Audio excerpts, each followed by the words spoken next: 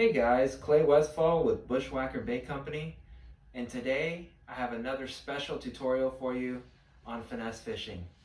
So basically how I'm going to start here is I'm just going to start by talking about a couple of the, go-to flipping baits that I tend to use, and what makes each one special and what weight size to pair with them. So this is extremely important.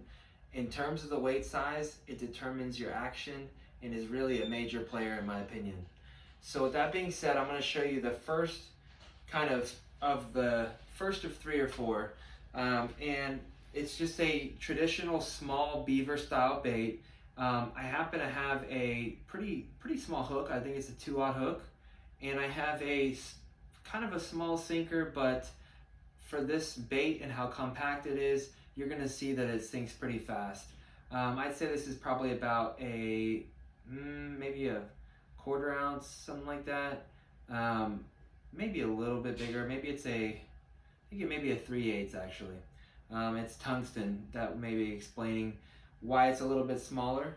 If you look at it here in the tank, I dropped the bait and it's very reactive. It's almost immediately it goes straight to the bottom. I have this on, feels like I have it on 20-pound test right now. So even with 20-pound test, normally you'd expect your line to fall a little bit slower because the diameter, but with this 3/8 ounce weight and this such a small profile here, it's pretty quick. So I drop it in there. There is a slight delay between the weight falling and the bait falling, but it's pretty quick. So something like that I would really love to use if I was maybe flipping midday and there was a little bit of wind. I feel like with that weight like that, even when the fish are suspended, I like to have a little bit of so if it's sunny and the fish are suspended in the midday, but there's a little bit of wind, it's enough to kind of get them to fire on like a pretty quick moving flipping bait like this. So I drop it in, boom, goes past their face really quickly and they just reach out and snatch at it. So that's the first type of look. Like I said, kind of a midday sunny situation with some wind. The next one I would say, I'm going to try maybe a little bit smaller of a weight, and in that instance it would be, maybe the bite was a little bit more finicky. So what I'm going to do is I'm going to put, so that was definitely a 3/8 ounce weight. I'm going to put and I'm going to put like a little, probably like a little 1/4 ounce or maybe even a 3/16 and see what that does.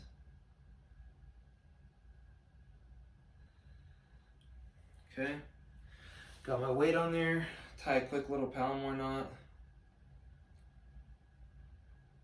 And so my whole goal here is just to kind of look at the difference between the fall rate of both baits, or both setups, excuse me.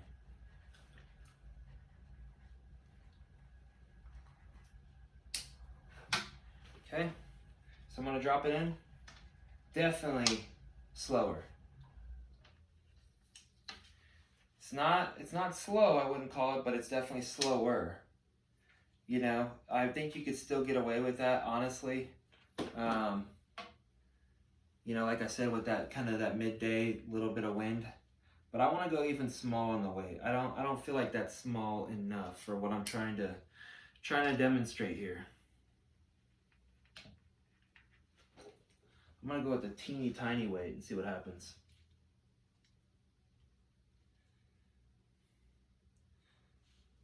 And so basically, I keep modifying my weight depending on, how much wave action, wind, what pound test. I keep modifying my weight till I get that perfect fall rate. And so I'm always holding my bait over the side of the boat and kind of watching how it reacts. So this is definitely the smallest of the weights. Once I get it on here, I can show you the fall rate. But it's just a constant experimentation.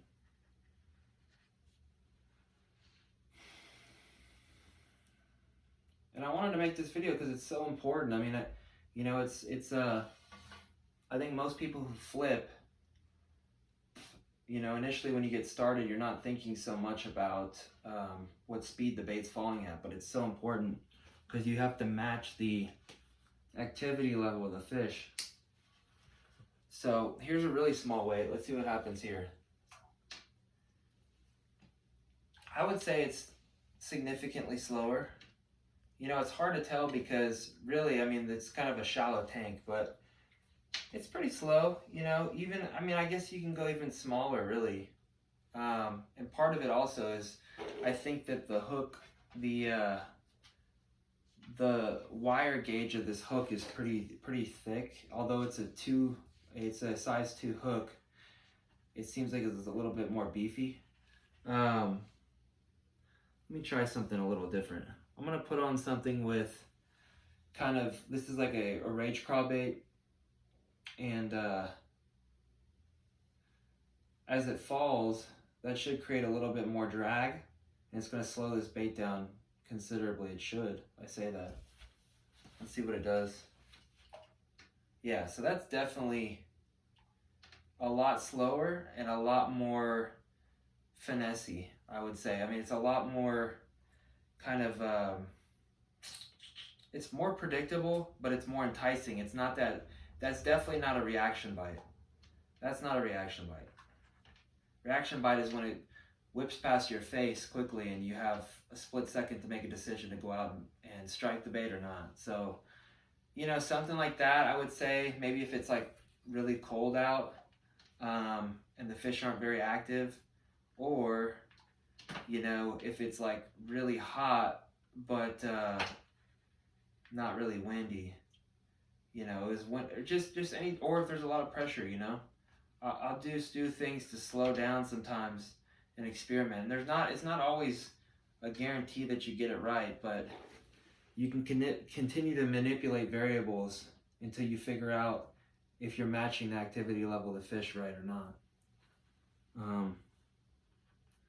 So I also want to try this little thing here. This is a Menace Grub by Strike King. It's one of my favorite flipping baits, and I want to see how it does, kind of what modifications I could do to it. It's pretty neat because it has these like little pictures here, but they're joined at the end so that you can change the imprint it puts in the water. So let's see what it does. You know, definitely when it's joined and you haven't pulled apart the pinchers, it's far more like a paddle, and so it puts out, it's almost like it's almost about like the diameter of the edge of a spoon or something, or a spoon, and so it kind of really moves a lot more water. I would say, like, moves a lot more water at once, kind of like a paddle. But if you pull apart the pinchers, you know, all of a sudden it becomes a little bit more finessey and kind of does more of a swimming action. So, you know, definitely more of a swimming action. And then also sometimes, you know, if I like, here's another thing to pay attention to, is if you're reeling in the bait, you throw it out there and you work it in the area you want to work it in, and you reel it back quickly to the boat, and you're like, okay, I'm going to recast, but then you get a bite on the way back to the boat. I'll just throw it out there and start swimming it. So I'll just swim it back to the boat, constantly trying to make the tails move. And it's a pretty nice way of doing it, and it's a different look, you know. I mean, sometimes they're not glued onto the bottom, you know, and I talk a lot about what level the fish is positioned at. So if they're at the bottom and they're just, you know, a lot of times when they get to the bottom, they're feeding, but you know, a lot of times when they're suspended, they're either partially inactive or they're chasing bait around or whatever. But me reeling in the bait and seeing that I'm getting the bites as it's coming back to the boat's telling me that they're suspended. And so, you know, that's just a couple different things. I mean, you know, I have two of these rage craws. I have one that's green and one that's kind of a, what they call a falcon craw color. Obviously, a little different than this one. And like I said, I have the beaver style bait.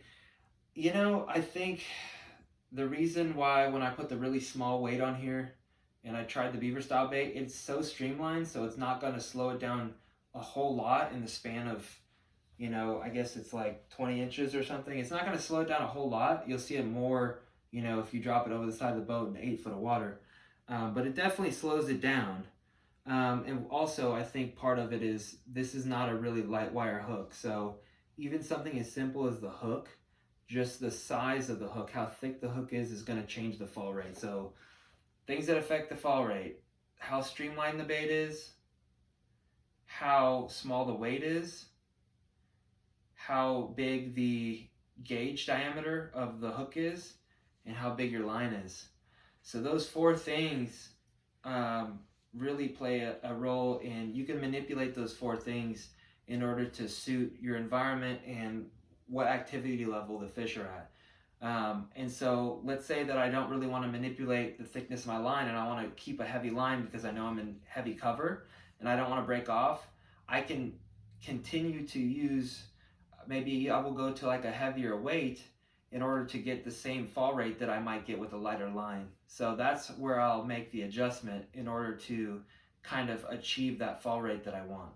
So that's really what it's all about. It's about profiles that your bait puts off in the water, whether it's swimming, a lot more of a swimming action, or you're in stained water and you want more of like a paddle action where it displaces more water at one time. Or, you know, like I said, you see that fish are a little bit more inactive or they're more finicky, and I'll go to like a, you know, I'll go to that slower fall with the swimming action, a little bit more enticing. Or if they're partially inactive still and there's maybe a touch of wind and I want them to fire on that reaction bite, I'll throw out that you know, that fast falling, more streamlined type of, you know, plastic. So I think that's a good start. You know, this is finesse fishing, kind of the fundamentals of flipping, but looked at from more of a finesse fishing approach, and that's what I'm all about. That's kind of how I reformatted my channel. So hope you guys enjoy. Please stay tuned for more of my videos. Thanks so much.